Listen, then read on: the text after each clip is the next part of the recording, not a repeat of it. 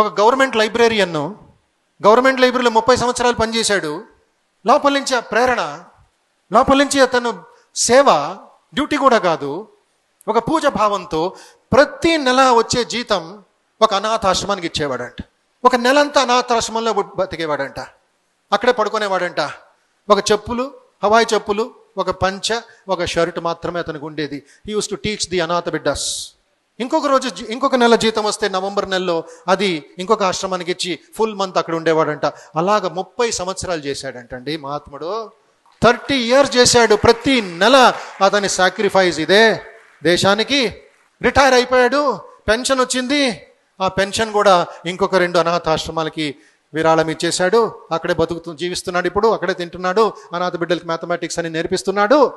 సైలెంట్గా ఈ పని జరుగుతూ ఉంటే సడన్గా ఒక రోజు ఉన్నట్టుండే అమెరికన్ గవర్నమెంట్ నుంచి ఒక ఆహ్వానం వచ్చింది.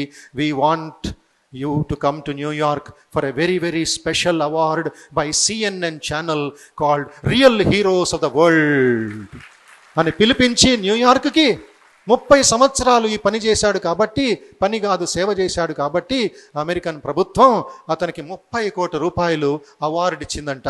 కళ్యాణ సుందరం గారు. అమెరికా వాళ్ళు చెప్పాలా మన దేశంలో గొప్పవాళ్ళు ఉన్నారని? ఇంకా నవ్వు వస్తుంది, నాకు బాధ కూడా కలుగుతుంది. ఇంకా బానిసత్వం అనండి. 70 సంవత్సరాలు మన దేశంలో ఇంత అద్భుతమైన ఉన్నారండి. ఇక్కడ లాస్ట్లో చూడండి ఏమిటో, sad India fails to honour him. Sad India fails to honour him. He even donated 30 crores award money. New York నుంచి మెడ్రాస్ దిగాడు, ఇంటికి వెళ్ళలేదు, SBIకి వెళ్ళాడు. 30 అనాథాశ్రమానికి 1 crore దానం చేశాడండి మహాత్ముడు. జై భారత్ మాతాకి జై. Real son of India. ఒక తమిళనాడు న్యూస్లో ఇది ఫ్లాష్ అయిన తర్వాత మన గ్రేట్ రజనీకాంత్ గారు, కబాలి హీరో గారు, ఆయన్ని ఇప్పుడు గాడ్ ఫాదర్గా అడాప్ట్ చేసుకున్నారంట. అప్పా you are my real father అని రజనీకాంత్ చెప్పి తిరునల్వేలికి వెళ్ళి ఒక రిక్వెస్ట్ చేశారంట. అప్పా నాన్నగారు చాలా టైర్డ్ అయిపోయారు, 79 సంవత్సరాలు ఆయనకి, దయచేసి చెన్నైకి వచ్చి నా ఇంట్లో కొంచెం రెస్ట్ తీసుకోండి అప్పుడప్పుడు అని చెప్తే, Kalyan Sundaram has got the guts and the confidence and the fearlessness to tell, if I am your father, the son should come and stay with the father. I won't come to Chennai. You come and stay with me. అదండి ధైర్యం అంటే, అదంటి సేవ అంటే, త్యాగం అంటే.